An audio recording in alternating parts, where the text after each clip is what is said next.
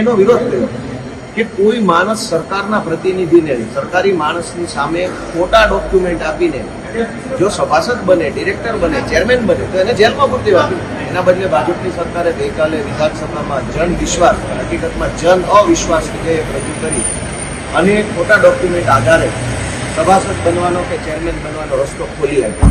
બીજી વાત કે ખોટા ડોક્યુમેન્ટ ખાલી સભાસદ બનવા માટે નથી વપરાતા. ખેડૂતના નામે લોન લઈ લેવામાં પણ ખોટા ડોક્યુમેન્ટ વપરાય. ખોટા ડોક્યુમેન્ટમાં માત્ર કાગળ નહીં, ખેડૂતની ખોટી સહી કરવી, ખેડૂતનું ખોટું ખાતું ખોલાવવું બેંકમાં, ખેડૂતનો ખોટાનો ઉપયોગ કરવો, આ બધું પણ ખોટી પ્રોસેસ છે.